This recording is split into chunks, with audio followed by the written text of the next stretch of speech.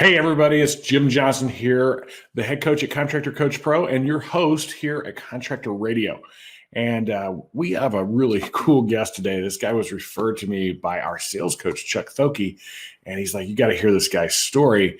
And he's part of one of our series that we're running about guys that are younger in this business and them achieving some pretty amazing things.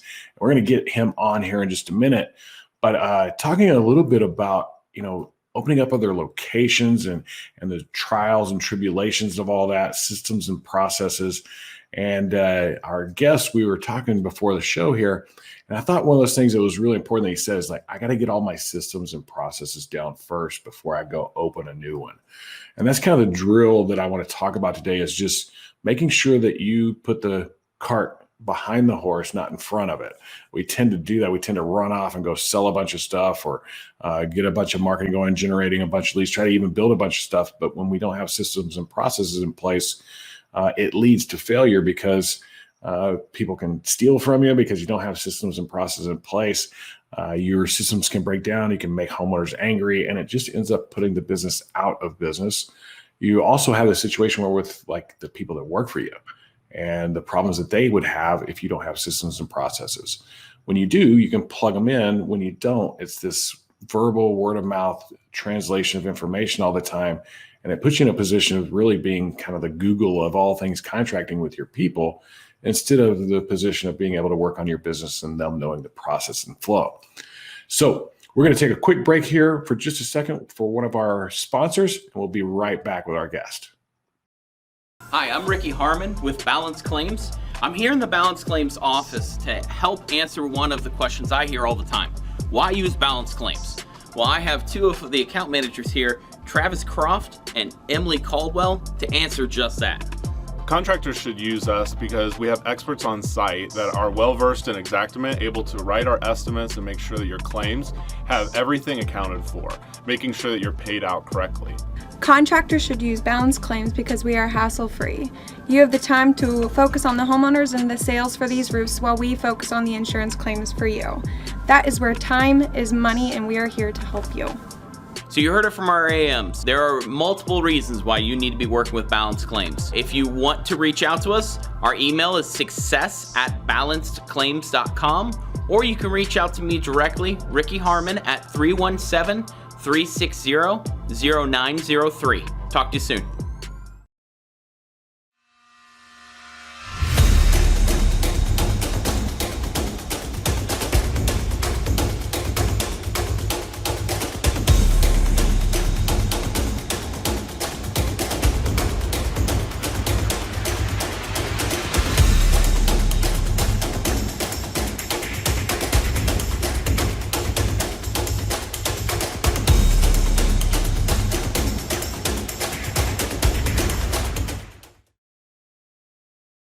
All right, everybody, we are back here. I want to say thanks to our sponsors for supporting Contractor Radio, and I am super excited. We are going to bring in, he's laughing because he gets to watch the whole scene of what happens with the podcast.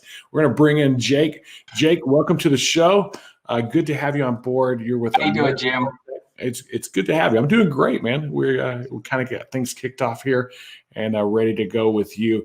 And so you're with American Home Tech. You guys are based out of the Cincinnati area. Is that right? Yes, sir.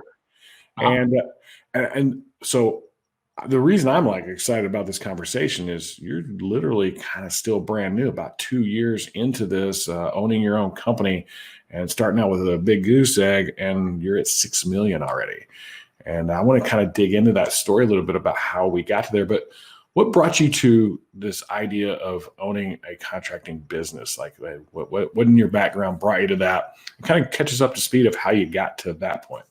So I had always grown up a little left to center, as I like to say. I had started off always cutting grass whenever I was like in grade school and stuff. All my friends would want to come shovel snow with me because I was always the best hustler. We go knock on doors and, see how much we can charge people to make money. And, 7th, 8th, 9th grade, that's what you do up in the North. So, just that spirit. And then, in high school, I sold peanuts before Reds games. I tried to make the American dream landscaping and got humbled really quick. And that's where, life kind of got real. And then I got into the home improvement business. And then, naturally I always knew I'd own something again, but I thought maybe I'd take my time after cutting grass and that kind of stuff as a kid, and selling peanuts is one thing. But whenever you get into, performing, where you're tearing someone's house apart or something like that, I was like, I better slow down and figure out what the heck's going on, and just slowed down and kind of learned the business, and found the storm restoration get up. That's not originally what I got into. I got into more of selling windows and that kind of stuff, and siding and roof. I sold roofs, but I sold them as cash deal. I didn't know what an insurance claim was up until I think I was in it about 4.5 years in the business. And then I through Hurricane Michael and stuff back in 2018, I learned what the insurance part of the business was, and really took a liking to it. And that's kind of how I got to where I'm at today, as far as, being an owner of a company and things of the sort. That's awesome. So there was a lot there. I heard selling peanuts. There was some landscaping. There was some, and that's when things got real, right? Yeah. I can't wait to dig into what that means a little bit. And then there was this idea of kind of slowing down a little bit and taking some time to learn something before you ran off and did it, which some of us, we learned that the hard way. I'm very similar. I have the same background. Yeah. Before we dig into those things, I ask all my guests, because I just am genuinely interested. What's your greatest achievement at this point? Not family or anything like that. That's always our greatest achievement. But beyond that, what's the thing you're most proud of doing? I would say, just creating, and it's probably, I don't know if you'll like the answer or not, but just waking up every day, and I love what I do. I love being around people. I love answering the phone. I love coaching. I love, training sales reps. I mean, that's my wheelhouse, is training sales reps. The finances and the spreadsheet, I hate that stuff. But just being able to wake up every day and feel like myself, and feel, it's crazy, because, whenever my whole life, I'm like, oh, I want to make money. I want to make money. I want to make money. And it was always about money. And now that I've made a little bit of money, it's not about money. The basic needs are met, and the money doesn't take me anywhere past that, really. And it's just, it's how much can I learn? How much can I grow? And just having that, creating that, I never feel like I'm in a rut. I wake up happy. I wake up excited. And not only that, but teaching others giving myself the opportunity to teach others, how to think for themselves, how to, I stress on people that work for me, I hope I can teach them a skill set in life to where, whether they work for me or someone else, they're going to be fine, because they know how to think, and they know how to think for themselves and do things for themselves. And that's probably what I would say is, it's not a monetary, A plus B equals C achievement, but just creating that for myself, and then in turn being able to teach others how to do that. One of the things that I like the most is, some of the people at the company, they say, I say, well, what do you like? Do you like this or your old job better? They say the hours are easier to put in here. It's a job at the end of the day. You still got to come to work. I mean, that's what we do to provide for our families and stuff. So, I mean, a job is a job at the end of the day. But, hearing things like that, and then also taking, younger folks, I guess, too, or just people that just don't know how to think, or maybe down on their luck, like I was a little bit sometimes in life, and things of the sort, that just, teaching them how to think for themselves. What we look for in people is a student mentality, a positive attitude, and a work ethic. And if you have those three things, we can plug you into our system and get you where you need to go. But just that's I'd say what my greatest achievement is. I don't know. I wake up happy. You said, I don't know if you're gonna like it. That's pretty cool to me, because there's a lot of years in my life I didn't wake up happy, and just being able to wake up happy is just, it's amazing. And whether the money's there or not there, I'll always wake up happy, because the mentality and you just learn so much along the way that you're going to be all right, so. you said before you answer, you said you don't know if I'm going to like this answer. I love that. It's like, all right, so my greatest achievement is waking up happy every day because of what I do and how I do it, and maybe even some of the lives you change.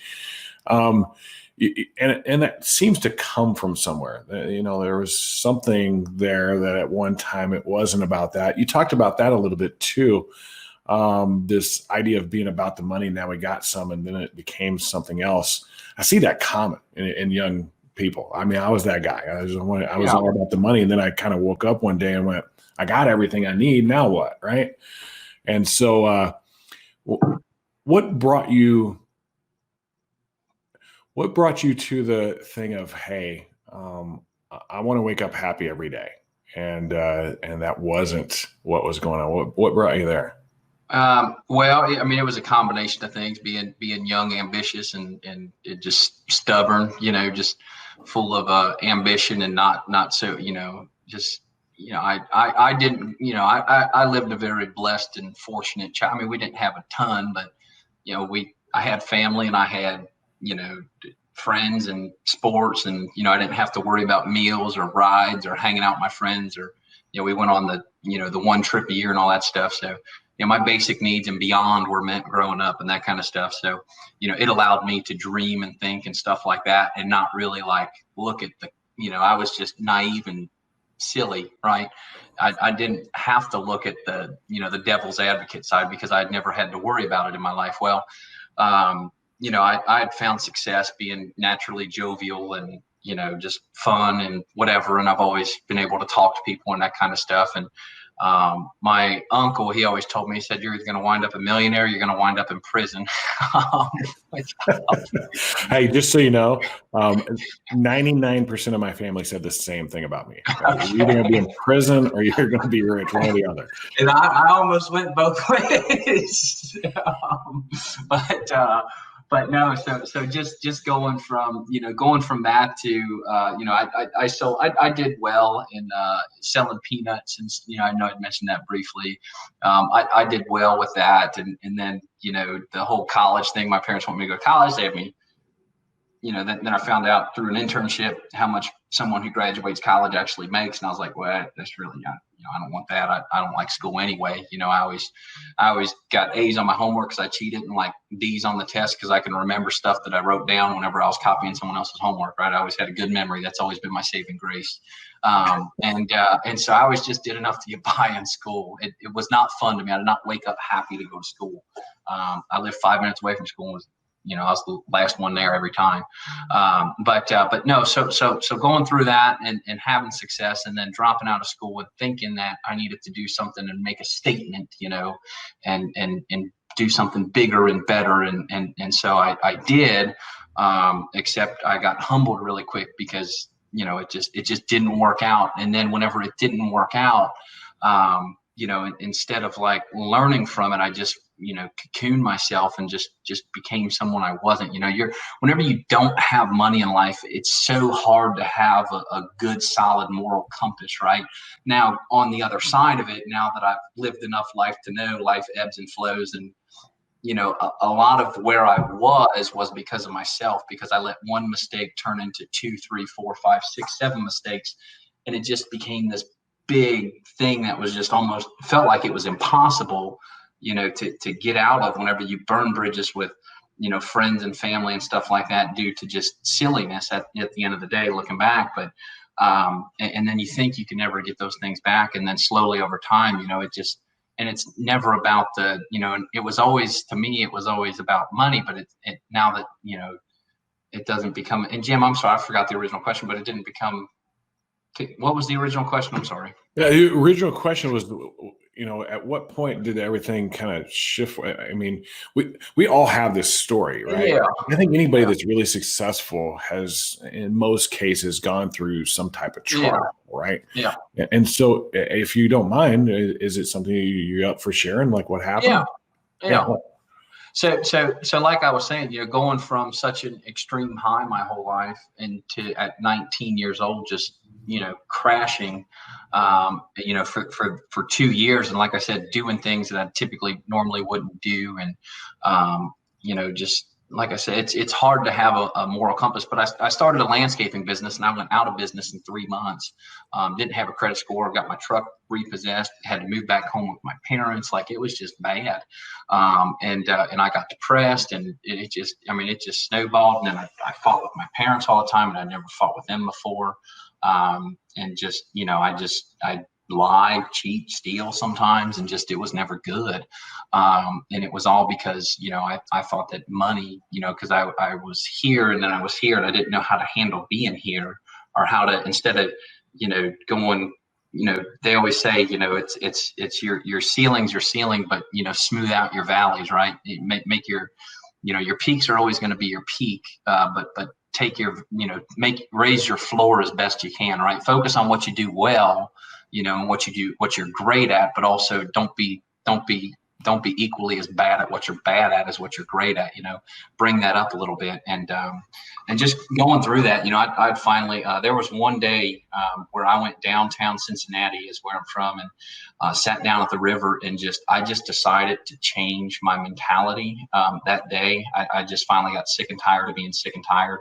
And I had said, enough is enough. And I'm going to, the person that I know I can be, I'm just going to be it, and whatever happens, happens.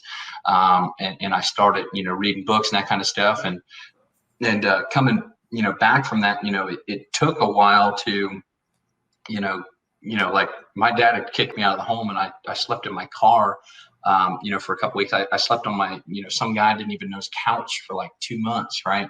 And then I slowly, came back from that, but I changed, because I finally just gave up. I'm like, all right, I'm done trying to hit a home run. I can't, change what I did overnight anymore. I just need to change me again and just get back to being myself. And that's what I did. And then, I just applied myself at what I did. And I'm a big believer in knowledge is power. And whenever I, started learning the home improvement business, I went to the suppliers and I asked them questions. I went to, I started off selling windows. So I went and looked at a couple manufacturing plants on windows and stuff like that, because I knew, I was in the home competing against people who had been in the industry for 10, 15, 20 years, that worked for probably a lot bigger companies and knew, a lot more. So I just wanted to know more than them. So that way, because whenever you walk in a house, whenever you walk in anywhere, I still get sized up. I say, it's funny, like, I say I own a business, and, it can be my fiance's, family, and they size me up because they own businesses too. And they think it's just some small rinky-dink operation because I'm a young guy. Right. So you're always getting sized up and stuff, and it's not about just puffing out your chest. But no, if you sit down and have genuine conversations with people, instead of just saying, hey, look at this, look at this, look at this. No, you can actually sit down and, talk to them and answer questions or teach them something. At that point in time, now you have their respect, right? And so, whenever you can answer questions and teach and educate people, now you have the respect. Now you can sell them something, right? So, you got to have the trust part, and you got to have the edification part. And I feel like if you have both of those, you have a sale. And the way, you get, the way you build that is through knowledge. The way you build trust is through knowledge, because they're like, this person really knows what they're talking about, right? Like, and that's what we train on. And that's kind of how, I went from going from such a poor low, because I was, my first part of my life, I was high, but I never understood why I was where I was. I just thought it was just easy, and it wasn't. I just happened to be good at it. But then being humbled, I actually had to. And then whenever it went down, I couldn't just talk my way out of it, even though I tried to talk my way out of it for like 2 years, right? So sometimes your greatest, I can talk decently well, and sometimes your greatest assets are, your biggest crutches, right? Which I think is why that such extreme picture gets painted that you said got painted for you, Jim, which is, the going either prison or a millionaire, right? Because you can either use it for good or you can use it for evil, and you can do a lot of good or you can do a lot of evil. It's a blessing and it's a curse, and that's where I think all those kind of sayings come from. But yeah, you really touched on something there. You talked about how, like, when you said one thing, it led to another thing, and then it led to another thing, and it led to another thing. And having the gift of creating relationship, it sounds like you are. Like you and I could talk to anybody on the planet, right? Yeah. And that person that we interact with, that we have this conversation with, that we have a choice. We have a choice of it can go this way with that very first interaction. Like it can go, hey, over here, and maybe I kind of fudge the truth a little bit, or maybe leave something out of the story. And that's a decision that starts making compounded decisions down the road. Or I can just say, hey, I'm going to be honest. I'm going to be straightforward. This is the way things are going to be, because our gift allows us to go either direction. Yeah, that's a great way. And we think because we're so gifted in that area that no matter which way it goes, either this way or that way, we're going to be able to do just fine. The easy path is the one where you start off with whatever it takes to get the deal, where the hard path is like, hey, no, this is what you need. And so, yeah, man, that was really good. Like, I hope people hit home with that they, if you are somebody that has this ability to just have the gift of gab and talk to people, stay on the straight and narrow, because that first one may not seem like a big deal, but down the road, you could spend 2 years trying to repair everything. Yeah. So landscaping didn't go well, kind of blew all that up. 2 years in trying to get it figured out, and depression and stuff. And you got in the home improvement deal. It Go ahead. Took me 2 years. I was going to say, it took me 2 years to make a decision to get better. And then it took like 3 years to repair the 2 years, or 4 years to repair the 2 years of bad. Yeah. It took me 2 years to make that decision, not 2 years to fix it. I was trying to fix it just by, the scratch off lottery ticket approach to life, which does not work. Yeah, no kidding. So the decision was, hey, I'm not going to chase this business stuff anymore. I'm going to go learn something. I'm going to go to work for somebody else. And you had a lot of success before. Like I want to talk a little bit about the success early, and then we're going to talk about the success later. What got you started? Like you said, I'm selling peanuts. Like, what do you mean you're selling peanuts? Who are you selling peanuts to? What started you on that? So that goes back to the going back to the talking thing. So long story short, guy I worked with at my first job that I kept for 7 years was the boss's son, and he was like 4 years older than I was. And my Xavier Musketeers, this was back whenever they played the UCLA team in the NCAA tournament. And I believe they had the Russell Westbrook, Kevin Love, and they had another long, lanky guard in my head. I can't remember who he is, but I think he's like a solid role player in the NBA.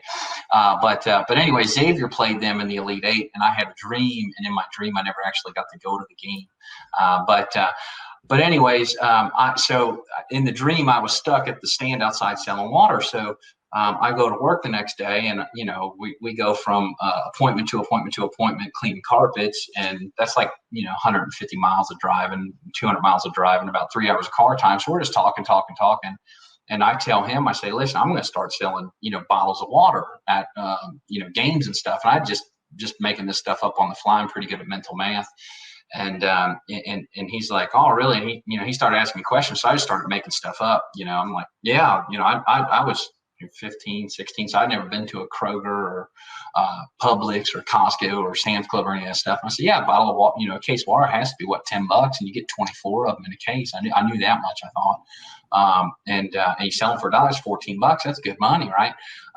So, I talked to him about it, and he looked at me and he said, that's a great idea. He said, I want to do it with you. And I thought to myself, oh shit, right? So I didn't want to ruin that relationship. So I got home, and that forced me to do, research on it, and, come to find out what you actually need to actually have a stand and sell water and stuff like that. And that's how I got into, the first, I guess, true, business on paper. So I go back to him, and I'd found out that, you needed to be 18 years old in the United States of America to own a business. And he was over 18. So I said, hey, Mike, I said, you want to go into business with me? Cause I need a partner. And he said, yeah. And that's how I got started in the, selling peanuts, is by, once again, just talking, just running my mouth and once again, using that was even with that success. And, 2 years later, we ran 5 stands. I was a senior in high school. I made some, if I knew what kind of money that was now, I'd probably still be doing it, because it's good, solid income. But, I got bigger ambitions and goals now, than I did then. But then I would have been just content doing that. But that goes back to, I was using my mouth and I'd always, I was able to get out of it, right? I was able to get out of telling him, just making stuff up, because I did the research and did the work and found out it actually worked. And, I thought it would, and it did. So that's kind of how we got into that. So you started selling water, then it was peanuts, and then like these are football games, right? Yeah. Cincinnati Reds games and Cincinnati Bengals games. It was anything that was not cooked. So you could sell peanuts, water, Gatorade, anything free. You can go buy gummy bears and sell gummy bears if you wanted to. I always wondered how those guys got the rights to be able to do that. Oh man, it's 12-ounce bag of peanuts is 89 cents from a Hampton Farms, and some for $4. So it's good money. A bottle of water, if you go to Sam's Club and you buy the 35-pack, the Kirkland brand, or that's Costco, but the Kirkland brand at Costco, 35-pack, it was not, back in that day, 9.5 cents a bottle. And there were some Sundays, in August, we'd stand outside and we'd sell like 400 bottles after a ball game, because you got 10,000 people walking past you in 20 minutes. You're just collecting money. It's funny because we'd sell them on the first two corners. We'd sell them for $1, and then after they crossed the street, I had two guys cleaning house at 2 for $1. And there's always like 1 or 2 people that came back. And they're like, man, I want another water. Let's sell it 2 for $1 over there. Man, I don't know what you're talking about. I was talking about that. Oh boy, that's pretty slick. I do that. And so that stuff is like us as young people and people that are kind of wired for entrepreneur. You go, hey, this thing is this much, and I can sell it for that much because I make it convenient for somebody. And then we keep adding to that, and we figure out we can make some money, which is really cool. Then you figure, hey, I can probably do some other businesses, and those may have gotten a little bit more complicated. And you kind of got it figured out. You said, hey, I got to get this right. You decided, hey, I'm going to go into this home restoration, home services side of things. It sounds like it was more on the retail side of things. Tell us a little bit about that. What made you go there? Why that? Well, I went into so I went in for a job interview to a granite countertop company, and the guy didn't hire me. So I went back the next day and I said, look, I got to tell my dad I got a job, because I was living at home. He was paying, helping me pay my bills and stuff at that point in time. So I got to tell my dad I got a job. So I was like, listen, just give me the job. You don't have to pay me anything unless I sell something. And so I got in that, I got my foot in the door there. And then I ended up meeting the manufacturer's rep, and I started talking to them, and then they got me a job at the manufacturer's rep. So it got me into the home improvement, because at first it was like car sales, paramedic. I sold the stuff inside Costco's and Sam's Clubs, like the QVC type commercial product stuff. I sold cable door to door, that stuff. But that got me into the home improvement thing. And then I got a job at the supplier or whatever, selling the cabinets. And it was like, I thought I made it. And then I sat behind the desk, and 2 weeks later, I said, I don't want to do this. So I offered to give the first check back to the owner. And I told my dad I quit that job. He sucker punched me in the face and told me to get the hell out of his house. And that's how I ended up at the casino. And so I started thinking, while I was at the casino, because I slept in my car for my mom still talks about it because I missed Thanksgiving that year, and that was tough on her. But because I quit that job, my dad was just done with me. He's like, screw it, you're an idiot. And so I ended up there, and I started thinking, and I'm like, all right, home sales, you got to get a license. You have to work under a broker for so many years, and you can own a brokerage, right? The commissions are capped. You can never make more than 6% on a home, no matter how good you are, no matter how well you sell that home. You can't create any value. You can't, you can't truly sell, right? You can't create a relationship and get paid for it. Your commissions are capped. You got to work for people. The car sales, same way. The only way to make anything more than $120,000, $140,000 in car sales is to own the dealership, right? Big barrier to entry, owning a car dealership. And so I just started going down the line, like what has the high, because obviously if you sell, a $50 product, in order to make good commissions, you have to sell that's like 20 sales, right? Well, I never wanted to work that hard because 20 sales, that's a lot of talking and a lot of people. And as a salesman, you only have like 3 good hours a day, in my opinion, where you're like mentally just freaking on it, right? Where you're just like, boom, I got this. I'm going to own everybody I talk to. And you can still sell after that 3 hours is up, right? But it takes so much, each sale takes so much out of you. And you just get sometimes you sell and you just get mentally like drained from it. So I just started going down that list and I was like, well, home improvement. So then I started, looking for home improvement jobs. And that's whenever I stumbled across the ad to set up window appointments, and a sales rep would go in and install those appointments for a window company. And I started 2 days before Thanksgiving. And the first deal I set up, I talked to a guy about, there was a garbage truck out in his yard. I don't know why, but I remember that. And I ended up setting up like 20 to 25 deals, maybe the first like 5 or 6 weeks. And it was commission only. And, some of those I put on paper because I was new, and I don't want my canvassers to hear this, but I put them on paper and wrote down their name and number and turned it in because it got my numbers up. But they were never going to sell or answer their phone anyway, right? I just bull rushed them into giving me their number. It might have been a fake number, probably. I don't know. But I got their information and turned it in. I looked good, right? But no, honest, there were some of those where I'm like, oh man, this was a layup, I'm like, oh yeah, I'm getting paid on this one, right? They need them, they got like two, like, yeah, this one I'm gonna. Well, the sales rep never sold a job. So finally, I went into the owner's office and I said, look, I said, I don't understand. I said, here's all my appointments, and I showed him my book. I said, it's been 5 weeks, man. I said, I've been patient. I said, we haven't sold a thing. And he looks at me and goes, really? And, he looks at me and does all the calculating stuff. And he goes, wow. He said, you haven't. He said, and I said, yeah. I said, I know. And I said, why? And he said, well, I don't know, because he was just the owner, right? And I said, okay. I said, well, can you find out why? So next day he calls up. He goes, can you come into the office? I said, yeah. He goes, so he has the guy there that hired me, because if the guy hires you, that's who you're under, right? And he has different sales reps and you go under different people. Well, the guy who hired me didn't even like selling. So he sent someone else into the job to sell it. And then he would the sales guy that sold it would make a cut. The guy that hired and trained me would make a cut, and then I would get a cut, right? And that's how it's set up. And I was like, and so they come in there and there's the guy that hired me and the owner.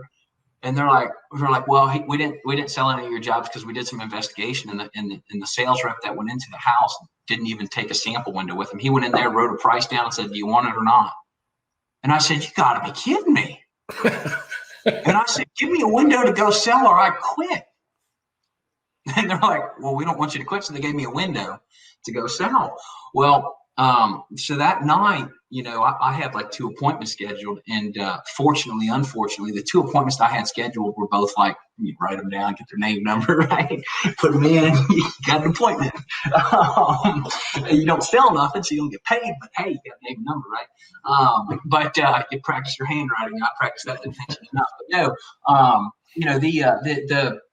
so we went to those 2 appointments, and the guy that hired me was going to go in the house and sell the window, even though he didn't like doing that, I guess, for whatever reason. And so we go to these homes, and well, they're not there, or they didn't, the one appointment I set, the guy wasn't there. The next one I set, the wife was there and was like, I ain't mind no windows or whatever, go away. So I got 30 minutes of training in a Walgreens parking lot on Winton Road and Kemper Road out in, if you know the city, I know you know Xavier, but if you know the city, it's out in like the Forest Park area in a CVS parking lot. And next day I had an appointment down in Hebron, Kentucky. And I went down there, and the guy was a fireman, and the person and his wife was a nurse. I'm like, no way, my mom's a fireman and nurse. I'm like, that's so cool. So I went in there and made a friend. They had talked to me about tempered glass stuff. I went in there and sold that deal And I took the contract into the owner. It got sold it cash. I didn't know how to write a bank app or financing or terms of a loan or anything like that. I'm like, you just 20% down, let's roll. That's what they told me. So I get 20% down, and they had told me about tempered glass and all these expensive things and how expensive windows were, and which they are very expensive, by the way, to install, to sell, the overhead on the installation of them, going back and fixing problems. It is a very expensive process installing them. To everybody out there that thinks it's easy. But anyways, so I go in there and I sold this, I take the contract to the owner. He goes, Jake, you want to call him back and give him some money back? And I said, well, what do you mean? He said, well, that's just a lot of money for these windows. And I said, well, I don't want to give them any money back. Can you just put a better window in their house then or something? I don't know what to tell you. And I said, well, how much did I make? I made $2,800. That was my first commission check. I looked at that check and I said, well, shit. I said, I never made that in a week before. And I, the next deal I closed, the guy looked at me and said, well, I sold him for about half the cost I sold the first job. And he said, well, my dog likes you. I like you.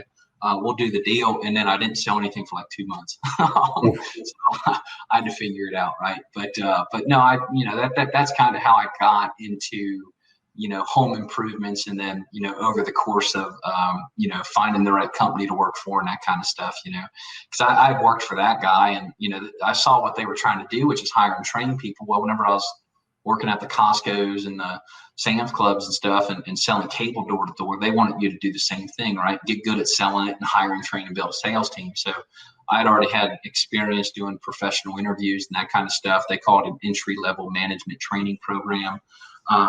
And so I had experience doing that stuff with those companies. And, but the one company I worked for, I built the sales team of like 12 people. Well, the owner of the company kept sleeping with all the girls I hired, causing all this drama. Then all the salespeople wanted to sleep with each other, but the owner was, and it just, everybody quit. And I'm like, well, shit, I quit too.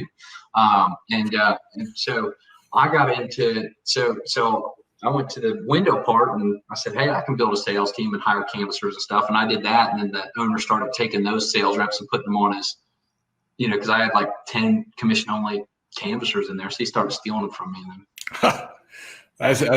So, man, your story is so similar. Like, it's just funny how you got all this experience and you kind of almost found the right spot where the experience started to work for you.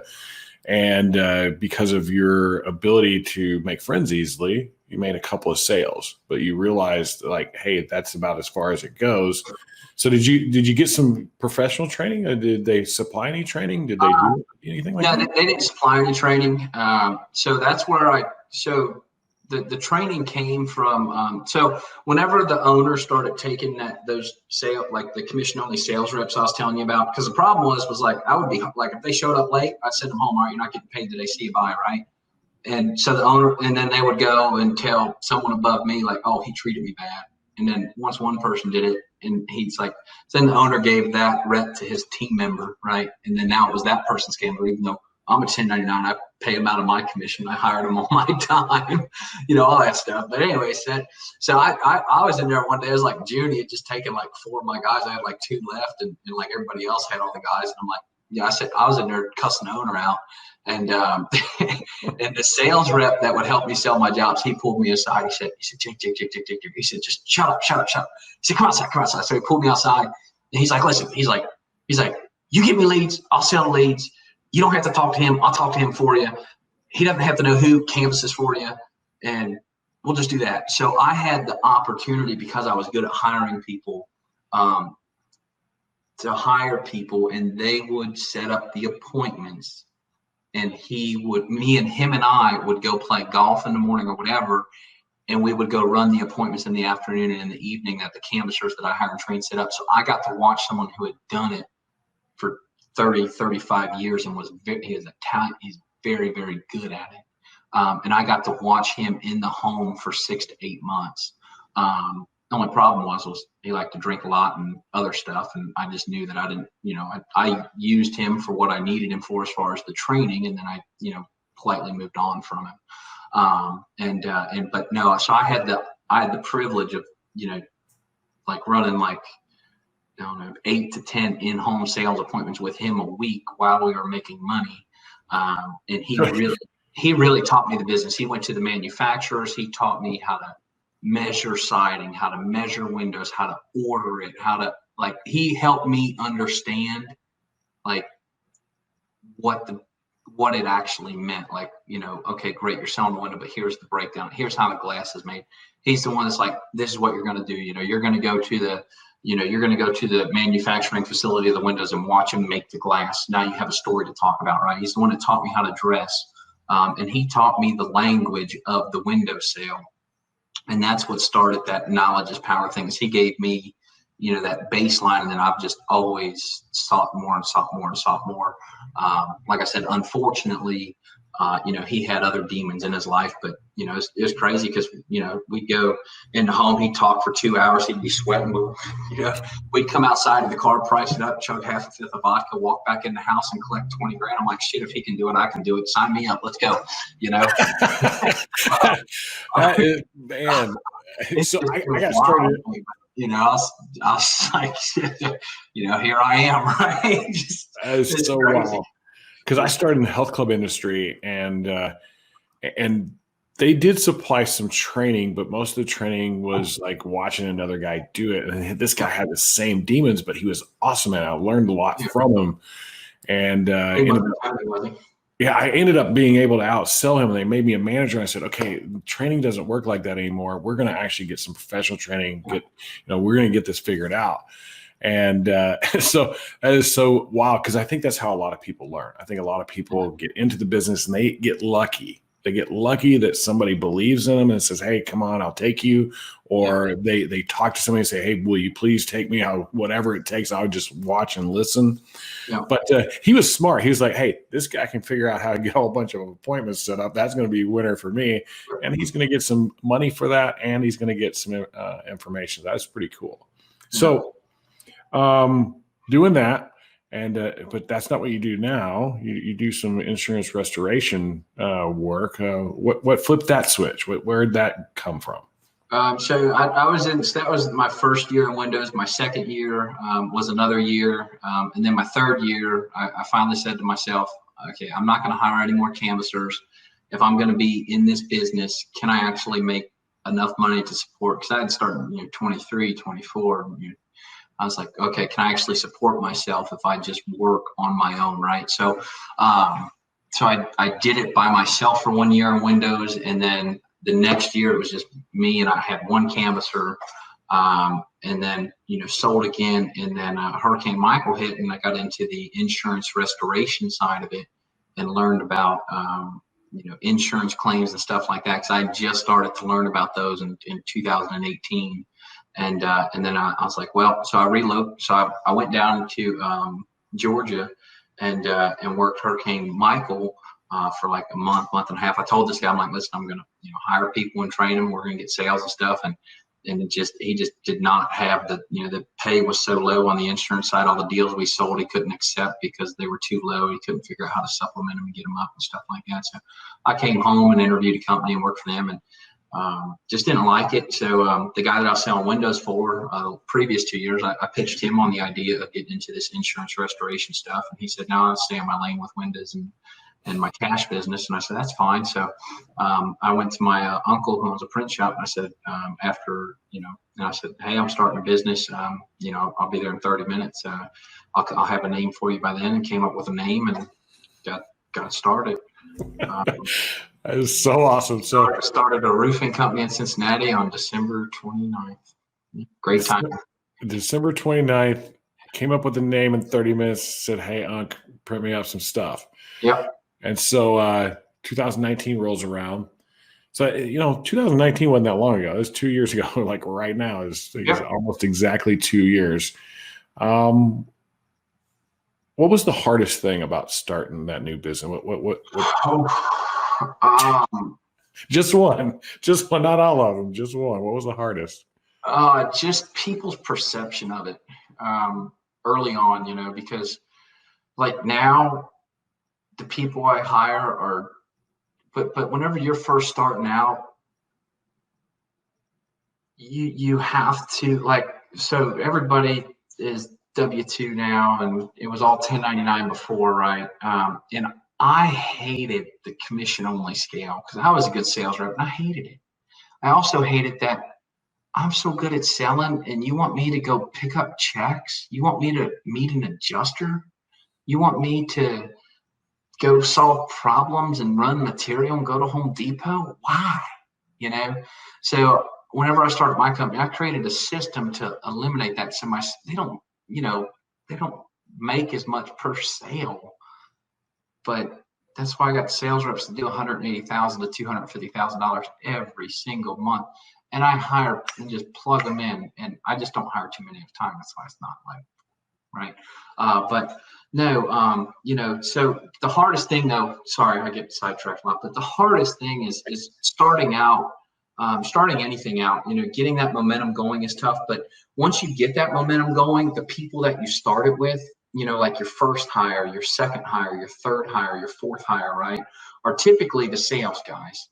And they think some do, some don't. I mean, some people are just born evil, but some people aren't. Some people can be manipulated, some people can't.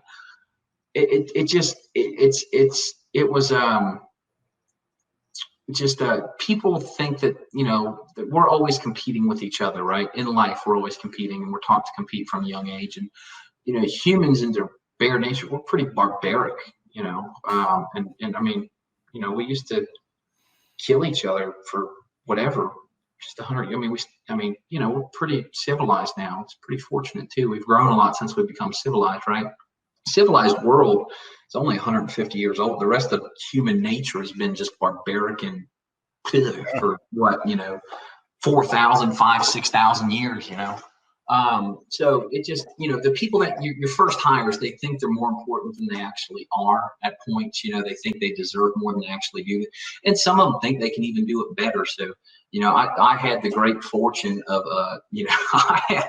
I had guys on, because I would pay, the sales guys get a weekly salary, and I would pay that salary. So one guy manipulated 4. So I had 5, there was on the sales team, there was 5 people on the sales team in August 2019. There was 4 people. Well, there was 1, 2, 3, 4 or 5, something like that. All but one of them was in on this scheme, and they just stole from me. I mean, they would put fake jobs and names in our system, so it looked like we had work and stuff. And I was so busy trying to figure out how to figure out the financial part of 400,000. I mean, we're doing about 300 to 400,000 a month at that point in time, and we did it for 2 months, and they started stealing. So, we had work, and subcontractors are you just don't have control whenever you're that new, right? And that's part of it. But just people's perception of things is difficult to deal with starting out, because like now, you plug someone in, there's 40 employees. They don't even think about stealing from you, right? They don't think about those things because it's a well-oiled machine. It's an established, it's an establishment. It's not a theory or a concept and I was overly thankful. I was very, as an owner, I was a bad owner. I mean, that's great, like it just, instead of like, hey, that's your job. Great. I mean, you don't want to be a jerk, but it's a job, it's just a job. So, but I thought, I thought money was everything. And there's, you can get into books about, money and stuff like that, and how it affects people's psyches. And just like, people, like there's a study that, you have a volunteer group that has to come up with headlines, and you have a group that gets paid for every headline they come up with. Which group do you think comes up with the most headlines? Well, the group that got paid money came up with less headlines than the volunteer group, right? Well, whenever they cut the group that got paid money in half for every headline they came up with, their production dropped 80%, right? So just as an owner, rewarding people with money and thinking it was all about money, just kind of burnt me in the end. But I learned so much from that, and I protected my house and built it back so much stronger and so much better from that instance. It was because you were doing good numbers. I mean, if you were talking $400,000, $500,000, a month, those are great, amazing numbers, especially in your first year. Yeah. But a lot of lessons learned, a lot of processes and systems that need to be put in place, and kind of learn it. Did it feel like you're kind of learning on the fly, or did you have some resources you went to that helped you? Like, how did you get it all figured out? So it was, I ask questions. I call people. I do the same thing today that I do whenever I first started. I mean, just talk to people. Talk to your suppliers, talk to the branch managers at your supply houses. They've been in this business for a long time. Talk to your manufacturing reps if they're willing to talk. I happen to have, I think, one of the best manufacturing reps in the business. And after I got stolen from, I'd met Chuck and hired him, and he helped me from August, September on, and kind of just. It's just nice to have that person in your corner, you know what I mean? And that person that, teaches you things. Cause there's things like, that like, it just, they're right there in front of your face, but until someone says it, you're like, man, like, it's not even like, they're just cool, like they just work, you know what I mean? It's the reason it experience. works is because it's experience and Yeah, they've been down the road. They've it's been where you're trying to go, and so why do I go out there and beat my head against a wall trying to figure it all out when somebody's already taken that path before, and I can just get it from them? I'd rather learn all of my stuff that I can that way, and that way, whenever I get to the end of it, it's just now I'm being creative and innovative and new things. Jake, man, amazing story. So let's tell everybody where you're at now. The year 2, you just finished year 2. What'd you do for year 2? For the top 500 home remodeling thing, or for the just total revenue. Like, what'd you do? Like, so we did a little over 6 million. I can tell you the exact number. So in case you didn't know this, this puts you in the top 1% of all contractors in the nation. Based off the top 500 remodeling list, we're in the top 0.0005%. I love competing, and that's one thing. Like being in home improvement sales as a sales rep, the companies aren't that big that people typically work for, and it's not like a national sales organization, so you don't get that luxury of competing, right? And that's one thing I couldn't stand. But I would always be calling my supplier. I'm like, all right, I bought $100,000 of shingles this month. Like, am I beating this company yet? I know they're buying from me. I always wanted to know where I rank. You know what I mean? It's just fun. It's just I always wanted to know. But yeah, and that's why I know 0.0 stuff. Done the math. There's 483,170 some odd home improvement companies in the United States of America. So, you as a business owner, you do get to compete. And as a sales rep, if anybody out there wants to know what my sales reps do, you can compete against them all day. Good luck. But no, it just, competition's fun. And it goes back to money's not everything, right? Being able to, I like competing, but yeah, no, I didn't realize that, I'd just been grinding away. And I think one of the coolest things about where we're at today is our best quarter that we've had was Q4 in Cincinnati, Ohio. Q4 of 2020 was our best quarter we've ever had. And that's daylight savings. Daylight savings in the door knocking business is a huge deal, right?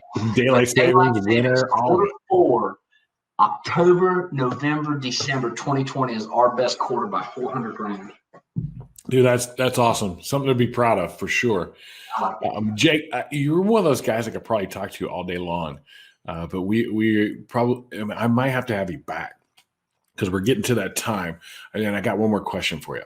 Yes, sir. So we all, we're only here for so long, right? That's just the way it is. You're still a young fella and all that other good stuff. You're a year younger than when I got started in the restoration industry. And if everybody's putting on all the things you did, and a lot of those things were a short period of time. It's did that? No, didn't work out. Did that? Didn't work. That worked. Okay. Did that for a little bit longer. Then it didn't work out. And you got all these things that are back there that created this experience for you. And so you've done a lot in your 28 years. But at some point, this all comes to an end, and we hope that at that end, there's a bunch of people there celebrating and all that other good stuff, our lives. What do you want them to remember you for? What do you want them to? What do you want that legacy to be? Just that larger than life, just big heart, man. Big heart. That's just a big heart. I want to be kind to people. I want to treat others how I want to be treated, and I just want to be remembered as somebody that cares. I want to always give time and give back, and I feel like I got so much to learn that I don't have anything to give back. But just the fact that I care about people, and it's man, I've had, even whenever those guys stole from me, it was one guy influencing three others. I said, don't go work for this goofball. I said, man, I can hook you up with so many people, like I don't care about competition. There's look at the gross domestic product of our country, right? I mean, there's so much. I just take a little.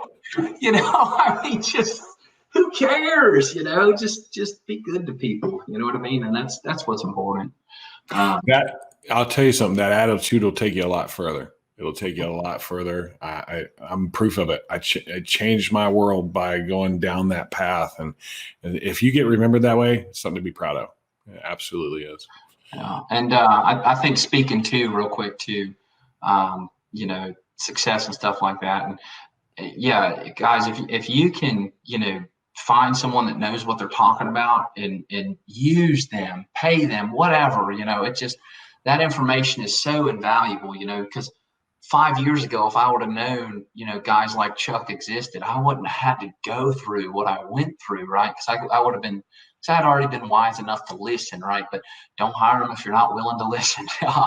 You got to listen and apply. You can't just hire someone to think they're going to do it for you, right? You got to take their ideas and their things, and you got to make them your own. But just, if you can find someone, and if you're listening to this, obviously, Jim and everybody else, listen to these guys. I mean, they know what the hell they're doing. So they listen to them and get their stuff and use it. And but it's the 70-30 rule, right? Just like if you learn 70% of it, the other 30% you'll learn on the fly. You know what I mean? It just That's pretty accurate. And that's kind of the game plan whenever, we talk with our clients is, hey, let's get 80% into them as fast as we possibly can the first 3 to 5 days so they can go out and start making money right away, because it's time to money. If I can't make money, I'm going to leave. So we got to get money in their hands. We'll get the other part in over time. But that's the nuance, and that's the mastery. That's the becoming really great at what you do. But sometimes just being good can allow you to make some money. Yeah. Jake, hey, man, awesome interview. I know I held you longer than I said I would, but you had a lot of great stuff. Thank you for being on the show. Really appreciate it. And all the best in 2021. I have your goal is 20 million, if I heard you right. That's right. Dude, I hope you rock it out of the world and hit that 20 million and get after you. I have no doubt you seem like a pretty driven and very competitive guy, and those guys usually hit their goals. So good luck on that. If you need anything from us, hit me up.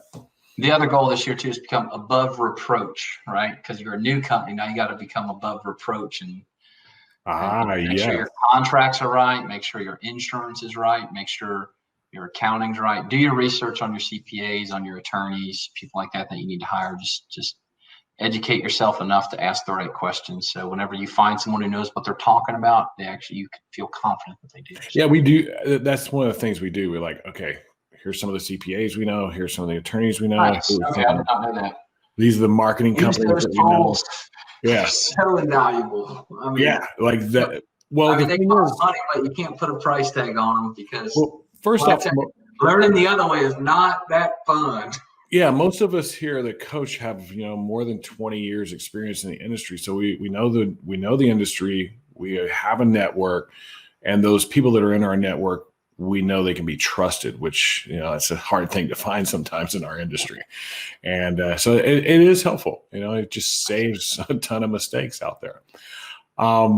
Jake, I'm going to cut you loose. I hope to meet you one of these days and see you whenever you make it 20 million. And I'm interested to see what the next goal is going to be. So maybe we'll catch up with you next year. Jim, sounds good. Take her easy, man. All right, brother. Have a good one. We'll talk to you later. Bye. All right, everybody. That was Jake with American Home Tech. Man, inspiring story, right? Like he started out kind of everything was pretty easy. A lot of just gregariousness, and like the guy's just outgoing guy, and success kind of tends to fall on folks like that.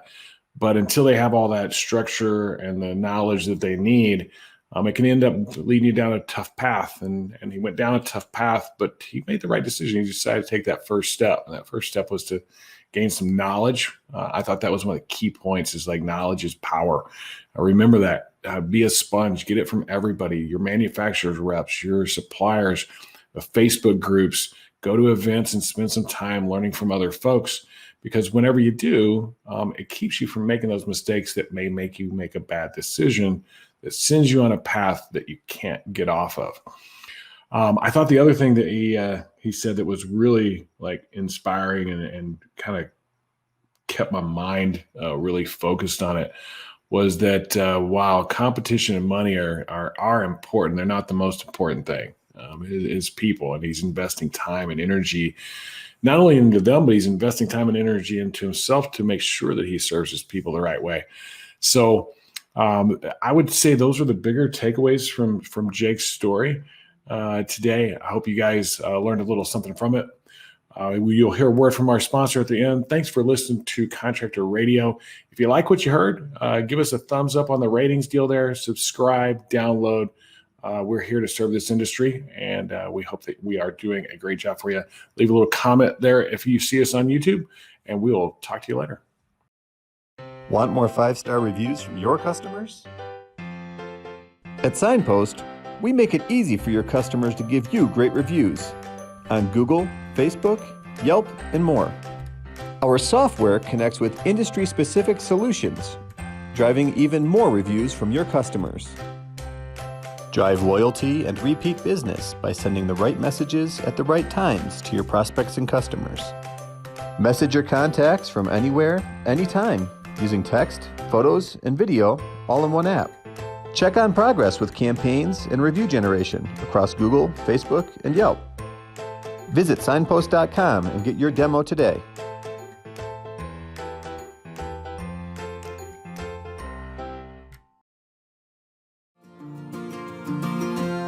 It's most important to have a strategic partner, and that's the way that I look at Atlas. They're my strategic partner. You start breaking it all down, and you look at the product, and you look at your company and what you're trying to deliver to somebody, and Atlas right now is pushing that best product by far. We feel like it's the best product out on the market. It's a no-brainer when it's time to sell. The shingle actually sells itself. I've been incredibly impressed, actually. They have the best warranties. They can guarantee no streaking. They can guarantee longer lasting seals.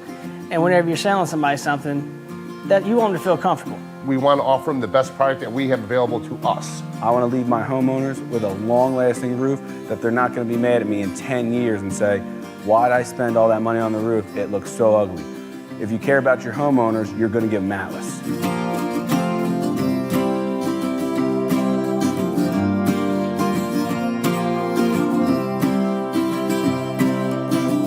Atlas is a great partner for customer service. We have any issues, we do have Mike come out immediately and address those. If we have any warranty claims, they back us up, and they're very supportive of what we do and how we do it. Atlas takes care of me. They want to make sure that I'm happy with the products I'm putting on, the literature that I'm getting, the questions that I have. We never had support from the other companies, none. I like my partnership with Atlas. I feel like I'm not a commodity. They make me feel like your opinion matters. They kind of treat us like family. We started with Atlas and we won't change Atlas. Our relationship will be forever.